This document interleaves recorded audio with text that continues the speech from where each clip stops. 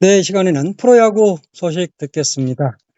주간 기아 타이거즈 읽어주는 남자, 양준혁 기자를 연결하겠습니다. 양준혁 기자, 안녕하십니까? 네, 안녕하세요. 네, 지난주 기아 타이거즈 성적은 어떻습니까? 지난주 기아 타이거즈는 5경기에서 3승 2패를 기록하면서 저번 방송에서 제가 최소 3승은 거둬야 된다고 말씀을 드렸었는데 소기의 성과를 거뒀던 그런 한 주였다고 볼 수 있겠습니다. 네, 그래요. 그런데 보니까 그래도 3승은 거둬야 된다 그랬는데 3승을 거뒀다. 그 말은 가을 야구도 가능할 수 있겠다. 뭐 이렇게 기대를 가져도 됩니까?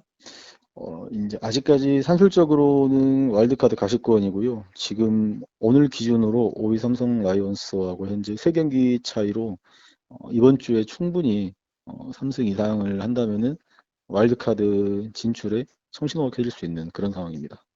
지난주 특히는 그 박찬호 선수 활약 굉장히 돋보였죠. 네, 그렇습니다. 박찬호 선수는 지난 12일 두산 베어스와의 경기 한 점 차로 뒤지고 있던 9회 말에 동점 적시타를 기록한 것 더불어서 13일 잠실 LG전에선 4안타를 몰아치면서 눈길을 끌기도 했습니다. 어, 역시 그리고 수비에서도 여러 차례 또 호수비를 선보이면서 기아 내야진의 중심을 잡기도 했습니다. 박찬호가 잘하면 기아가 이긴다. 그런 이야기도 있더라고요.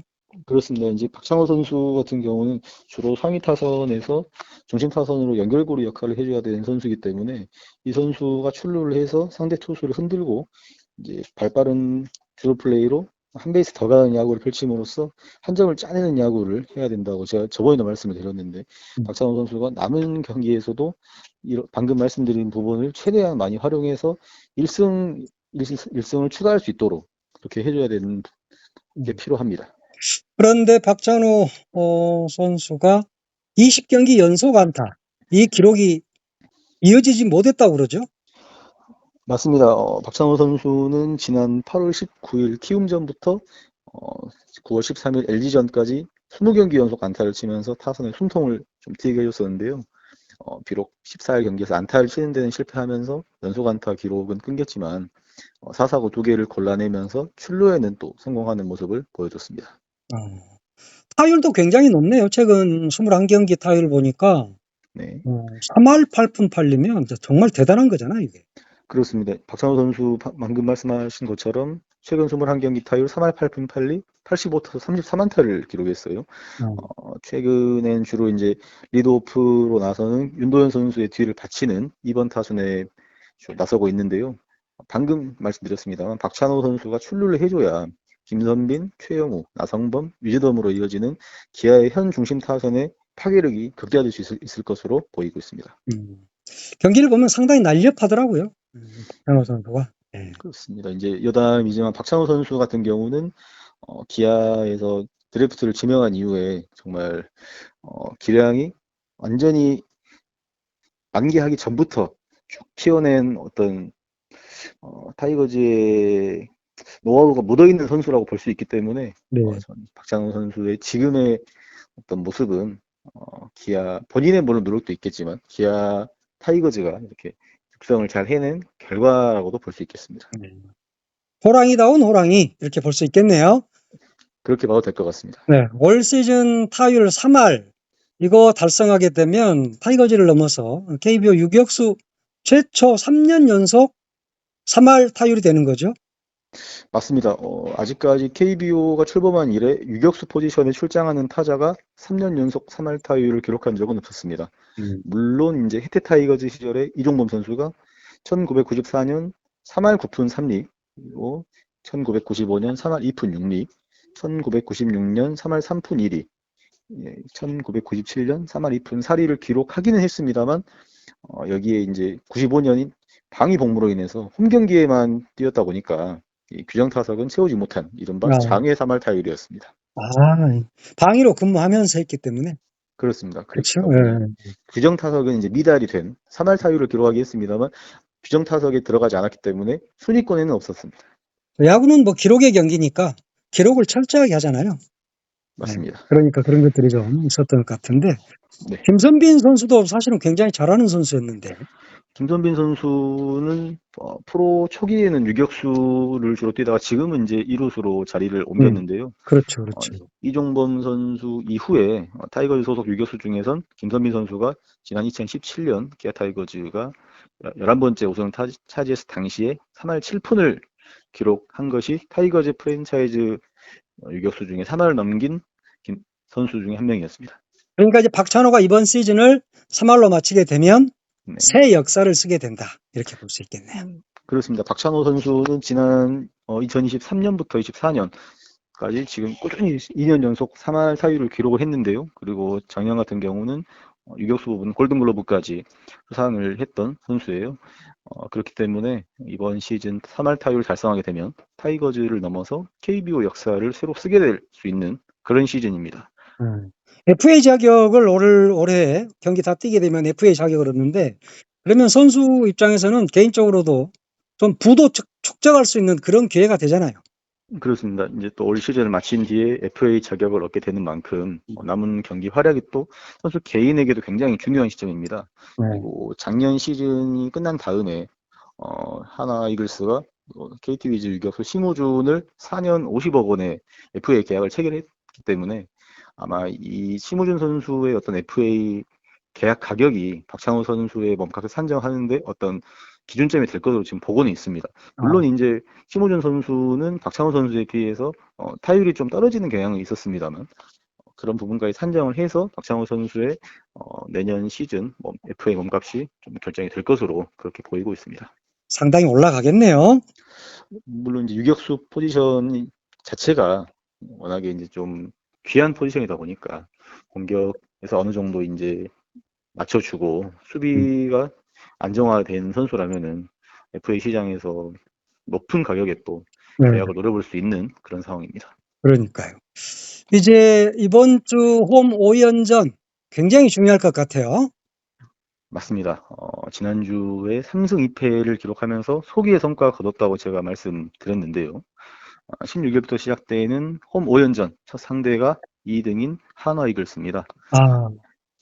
올 시즌 상대 전적이 4승 9패로 기아가 크게 뒤지고 있는 상황인데 더군다나 지금 한화가 1위를 탈환하기 위해서 총력전을 펼칠 가능성이 높습니다. 현재 1위인 LG 트윈스하고 3.5경기 차이기 때문에 한화 김경문 감독이 여차하면은 총력전을 펼칠 가능성이 굉장히 높습니다.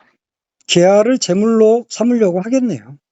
그렇습니다. 아무래도 객관적인 순위가 8위다 보니까 상위권 팀 입장에서는 좀 이제 찬스를 좀 잡았다고 그렇게 생각을 하고 경기에 임할 것 같습니다. 아무래도 NC 다이노스 같은 경우도 지금 7인데 네. 기아 잡고 좀 더 올라가 보자 이런 생각할 수도 있을 것 같고요.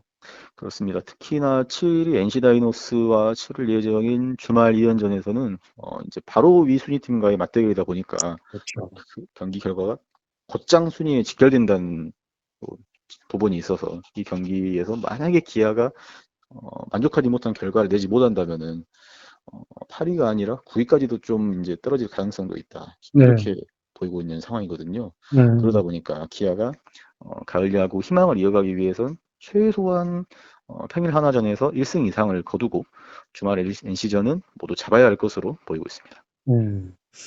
내일은 제임스 네일이 나오고 또 18일은 아담 올러가 나오고 그렇습니다. 외국인 선수들 활약에 좀 기대를 해봐야 할 것 같아요. 맞습니다. 굉장히 중요한 한 주가 될 것으로 보이는 만큼 선발진 구성도 지금 이범호 감독이 나름 고심을 하고 있을 것 같은데요. 기아는 현재 16일 제임스 네일, 17일 김태형, 18일 아담 올러를 예고한 상황인데 16일 이제 하나전에 나서는 제임스 네일이 수훈에 따르지 않으면서 올 시즌 아직 8승에 그치고 있어요. 그렇긴 하지만 현재 평균 자책점 2.25로 리그 3위, 이닝당 주자 출루 허용률인 WHIP가 1.07로 이거 역시 탑5 내에 들어있는 선수거든요. 올 시즌 선발승은 지금 10승을 아직 못하고 있습니다만 꾸준히 제 역할을 해주고 있는 에이스입니다. 그리고 김태형 선수도 좀 기대를 해볼 만하겠죠.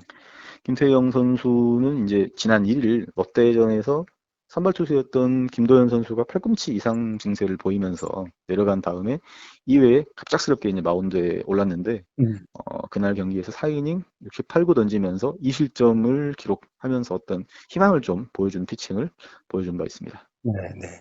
구속도 상당히 좋았던 것 같아요, 그때. 당시 경기에서 직구 최고 구속이 152km까지 나왔거든요. 굉장한 거예요. 김태형 선수가 일단 초창기에는 140 중반대까지 나오긴 했는데 150은 나오지 않았거든요.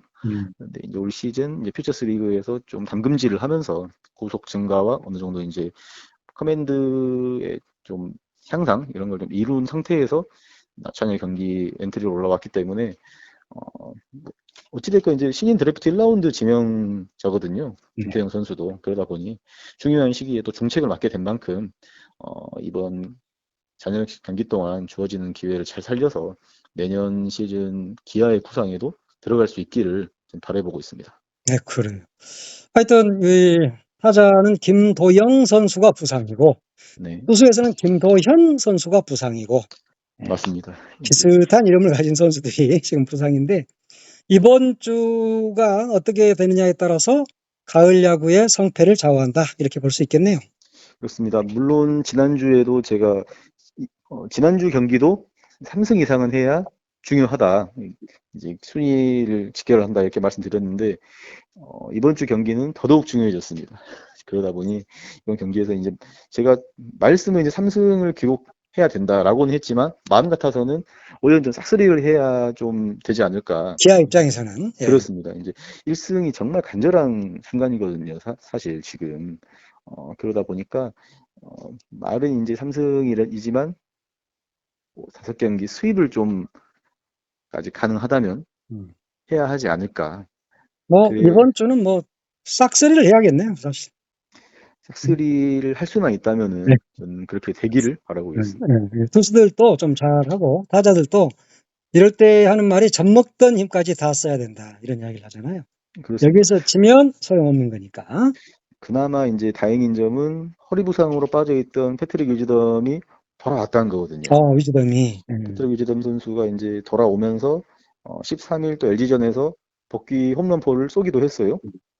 시즌 32개의 홈런포를 때리고 있는데 물론 이제 타율은 그렇게 높진 않습니다. 2할 3푼대를 왔다 갔다 하고 있는데 그래도 이제 외국인 선수의 어떤 비중이 크지 않습니까? 우리 KBO 그렇죠. 야구 같은 경우에는. 그러다 보니 위즈덤 선수도 남은 경기 동안 타격에서 좀 더 타점을 좀 낼 수 있는 크러치 상황에서 한 점이라도 더 뽑아줄 수 있는 그런 타격을 펼쳐줬으면 하는 개인적인 바람입니다.